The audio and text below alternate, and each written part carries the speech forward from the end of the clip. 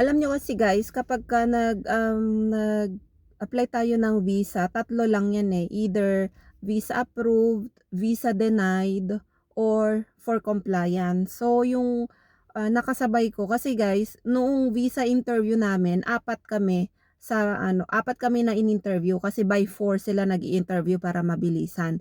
So yung nakasabay kong apat, Greece applicants din sila pero magkakaiba kami ng agency. So itong si kuya, ang nangyari sa kanya na for compliance siya kasi incomplete yung requirement na binigay ng agency. So sabi naman nung nag-interview sa amin, "It's not your fault," sabi niya. "Hindi mo naman kasalanan kasi maybe it's the agency." So imagine mo yon, pumila kami doon ng 7 AM until 4:30 PM na kami na interview tapos for compliance lang si kuya dahil sa negligence nung agency niya.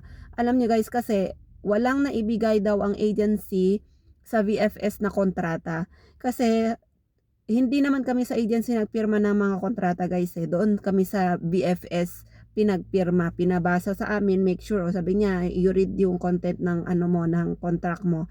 And if okay, you sign here, sabi niya. So, aside sa hawak namin na individual contract, meron ba dapat ibibigay yung agency doon sa VFS na kontrata? So, yun yung walang naibigay yung agency ni kuya sa VFS. So, ang nangyari sa kanya, sabi ng interviewer, ipapatawag ka na lang ulit sa Greek Embassy na, doon na siya magpipirma daw. So imagine niyo 'yon, ang tagal ng ipinila ni kuya para lang tapos for compliance din pala siya dahil nga do'n sa negligence. So kayo guys, kahit magmukha na kayong makulit diyan sa agency niyo, basta make sure makipag-coordinate ng mabuti, siguraduhin na kumpleto yung requirement bago magpunta do'n.